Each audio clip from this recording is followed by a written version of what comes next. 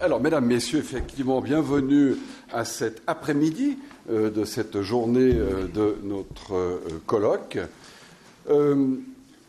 Quel est le sens de cet après-midi ? Savoir un petit peu le rôle de cet après-midi. Nous avons ce matin écouté des praticiens de haute volée qui étaient plutôt de l'ordre médical ou psychologue, mais pas des juristes, et Dieu sait s'il n'en fallait pas trop à cette étape-là d'ailleurs, qui sont venus procéder à des constats.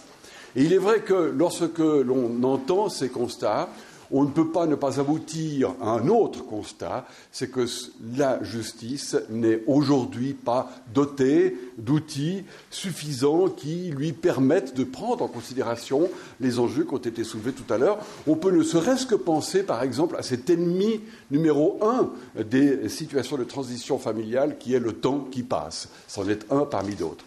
Donc, en définitive, à ce stade-là, eh bien, qu'a-t-on ? On a finalement le Conseil national, et notamment le conseiller national d'Andrés, qui va déposer son postulat 22-33-80. Ce postulat 22-33-80, il est exactement, je dirais, ce qui viendrait à l'esprit à la suite de la matinée qu'on vient de passer ensemble. Alors, ce postulat 22-300 ou 33-80, pour le décrire très très brièvement, finalement, que nous dit-il ? Il fait les constats dont on a parlé ici, et puis il donne des pistes de réflexion. Donc, ce postulat est adressé au Conseil fédéral, et la tâche du Conseil fédéral, c'est d'y donner suite. Comment le Conseil fédéral va y donner suite ? Par le biais d'un message, au sein duquel il va devoir proposer des modifications législatives. Et c'est vrai que le postulat qui a été concocté au départ par monsieur le conseiller national d'Andrés procède, disons, à quelques pistes de réflexion, et ce sont ces pistes de réflexion que nous allons examiner tout à l'heure. Piste de réflexion, d'ailleurs, en parenthèse, examinée cette fois-ci par des juristes, parce que cette fois-ci, alors, on parle d'abord du législateur, qui est ici présent, mais on parle aussi, justement, des praticiens du droit, c'est-à-dire les membres des tribunaux, donc les juridictions, les avocats, qui interviennent comme auxiliaires de la justice, dit-on, et puis, effectivement, les médiateurs, qui sont censés jouer aussi un rôle peut-être beaucoup plus important d'ailleurs aujourd'hui qu'il par le passé et qui devrait être augmenté, et bien entendu les organismes chargés de la conciliation.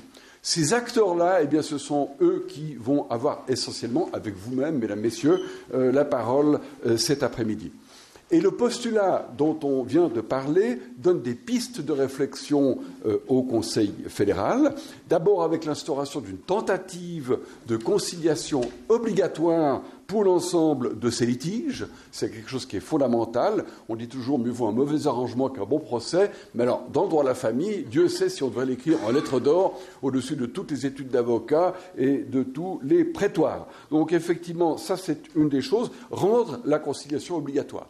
Et puis hélas, si la conciliation ne fonctionne pas, eh bien, il faut un tribunal, et l'idée, serait d'avoir un tribunal uniquement en charge des litiges de la famille. Nous y reviendrons très rapidement tout à l'heure. Plutôt pas si rapidement que ça, puisque ce sera précisément d'ailleurs l'intervention du professeur Haefeli.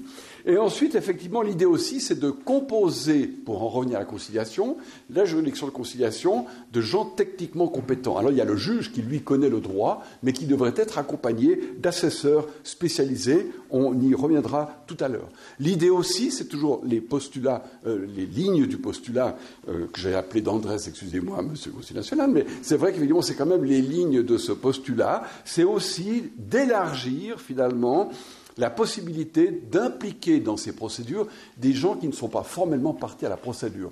En judiciaire, c'est A contre X, et puis ce qui se décide, c'est simplement A contre X. Ici, c'est les parents et l'enfant, mais il y a d'autres personnes qui peuvent être touchées par ce qui peut se décider dans ce cadre-là, a fortiori aujourd'hui où nous savons que la notion de famille évolue, on parle de cellules familiales, il y a des familles recomposées, eh bien, ce qui se décide pour la cellule XY avec l'enfant A, eh bien, peut avoir des incidences sur d'autres cellules familiales qui sont intimement liées finalement à la cellule qui est formellement impliquée dans le processus de conciliation. Et enfin, encore 2 points. un grand pouvoir donné à l'autorité de conciliation pour mener cela, l'idée étant, in fine, qu'on aboutisse à une conciliation. Donc il faut se donner toutes les chances et tous les moyens pour y parvenir. Et enfin, ça a été abordé ce matin, la problématique des frais. Tout cela est cher. Il y a des gens qui ne peuvent pas avoir accès à la justice parce qu'ils n'en ont tout simplement pas les moyens. Et l'idée, c'est par exemple de faire en sorte que cette procédure de conciliation soit gratuite. Voilà un peu, si vous voulez, le champ de nos investigations de cet après-midi.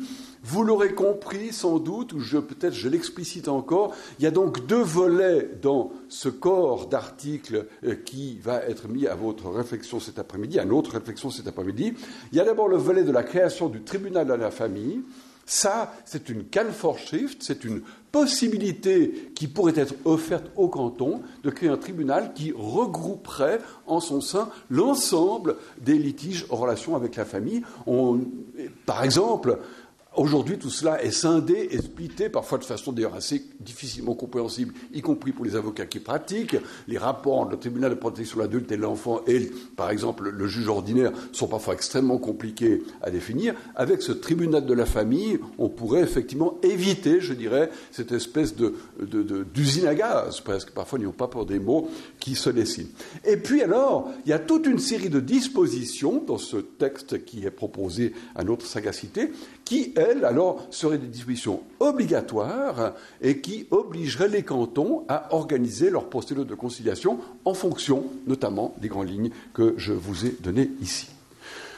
Voilà, c'était donc pour vous expliquer l'articulation entre le matin et l'après-midi. Et puis, notre tâche aujourd'hui, c'est qu'à la fin de ce colloque, eh bien, nous puissions nous dire, nous allons pouvoir aider notre Conseil fédéral à rédiger son message en lui donnant à disposition un corps de texte, de projet de loi qui soit suffisamment discuté par des gens qualifiés pour qu'il y ait une certaine crédibilité.